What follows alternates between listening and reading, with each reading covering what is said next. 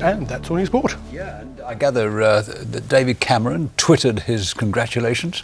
Yeah, amazing. I mean, none of these women are professional rugby players. I've got a list here. We've got a plumber, a vet, a lifeguard, a guitarist, and incredibly a student. I'm surprised they turned up, really, but there you are. So they have this as the day job, and then they also play rugby? Absolutely. And they're not professionals. I mean, they've had us. to ask their employers every time they progressed in the tournament to take time off work. Fortunately, they let them do it, and here they are, World Cup winners. Well done, the girls, eh? Absolutely. Phil, thank you very much. Now, it's one of Hollywood's biggest blockbusters of all time in terms of box office revenue. And today, filming began for the long-awaited sequel to Alice in Wonderland, all happening in Gloucestershire. Johnny Depp has starred as the Mad Hatter, and the film grossed more than £1 billion on its release back in 2010. Through the Looking Glass moves the story on, and it's bringing a host of other A-listers to the region. Ken Goodwin has been on set for the first day of filming. Today, Gloucester Docks was transported back to another era. It started at the crack of dawn, getting ready to film the opening scenes of Alice in Wonderland through the Looking Glass. They were testing the smoke machines to create an authentic Victorian atmosphere, though sometimes there was so much atmosphere you couldn't see through it. It's taken dozens of technicians, carpenters, set dressers and painters to prepare for today. And now the cameras are rolling. The challenge was to find a plausibly historic harbour that could accommodate a number of large tall ships. That is obviously quite a small list. The short list was shown to the design team, the director. He chose Gloucester Docks. It was a personal preference for him, as well as the beauty of the buildings and also to facilitate the movement and arrival of these tall ships. The film is a sequel to Alice in Wonderland, directed by Tim Burton. He's not in the driving seat this time. It's The Muppets' most wanted director, James Bobin. The film's biggest star, of course, is Johnny Depp, and the rumour mill has been in overdrive, with apparent sightings of him in a Cheltenham bar on Friday, having a drink with other cast members. But he's not filming in the docks. Johnny Depp is not shooting today. Johnny Depp will be joining us later in the production. He's not a part of the scene that we're shooting today.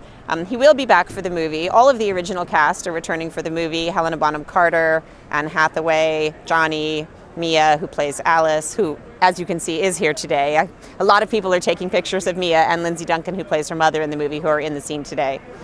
Were you hoping for a glimpse of Johnny Depp? Of course, but I believe he's not part of this.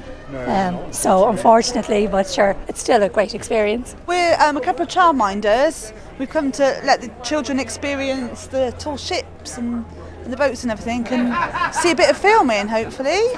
An increasing number of films are being shot in the UK. There are now favourable tax reasons for doing so, but there's also a large pool of highly skilled technicians. After shooting here, the film will be completed at Shepperton Studios and released next May. Ken Goodwin, ITV News, Gloucester.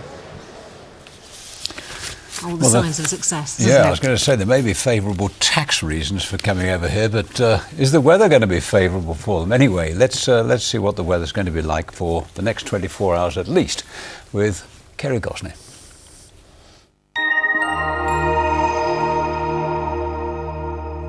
Hello, good evening. Feeling a little autumnal over the next few days, a mixture of sunshine and showers, and cooler, in fact feeling quite chilly, particularly by tomorrow night. Even in the towns and cities, temperatures down into single figures, winds from a northerly quarter over the coming few days and nights.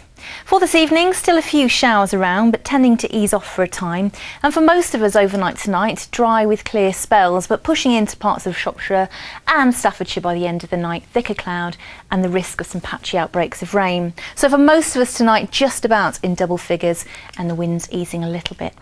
As we head into tomorrow, a bit of a cloudy start, I think, by the time we get to around 9 a.m. There'll be some showery outbreaks, and then a mix for the middle part of the day of sunshine and showers. Hopefully the showers sinking southwards, so to northern areas by the time we reach late afternoon, early evening, it becomes drier with some sunshine, but already feeling cooler, 15, maybe 16 Celsius tomorrow, and the wind's still quite fresh from a west to northwesterly direction. So it's tomorrow night, actually feeling quite chilly, maybe in very rural, well-sheltered spots, could even be a touch of frost. Most of us will escape, but it will be a cold night to come. Sunshine and showers for Wednesday and Friday, but a little feature coming down from the north maybe on Thursday, clouding things up, pushing some rain south, and still on the cool side. Take care.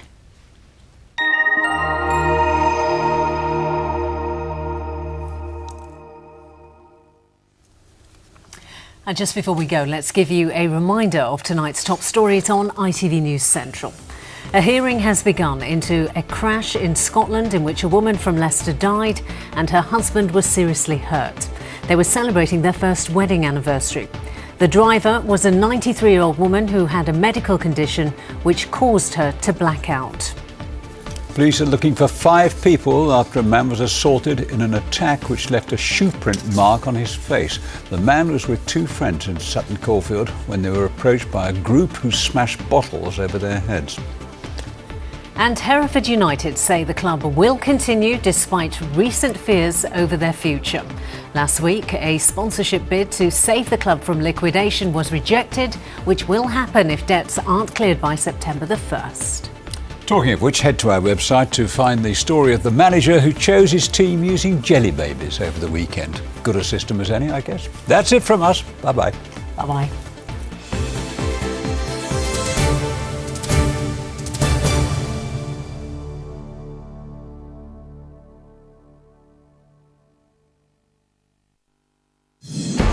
Inside a metal container with oxygen fast running out.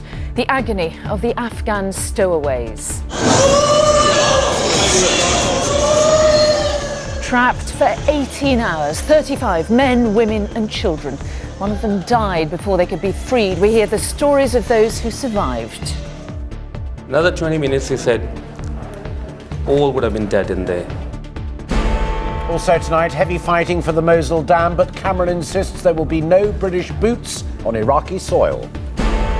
The police are summoned to answer growing questions about the raid on Sir Cliff Richard's home. And celebrations as rugby's conquering heroines return, but then it's back to the day job.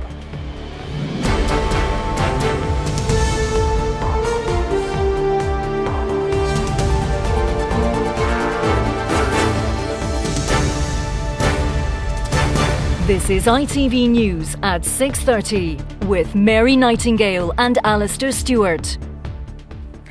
Good evening. The 35 Sikhs were fleeing persecution in Afghanistan.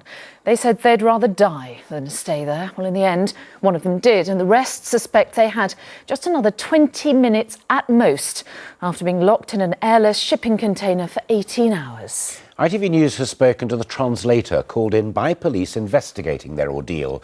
He heard their harrowing accounts of how they banged on the container's walls for hours, convinced they were going to die. Juliette Bremner reports from Tilbury Docks.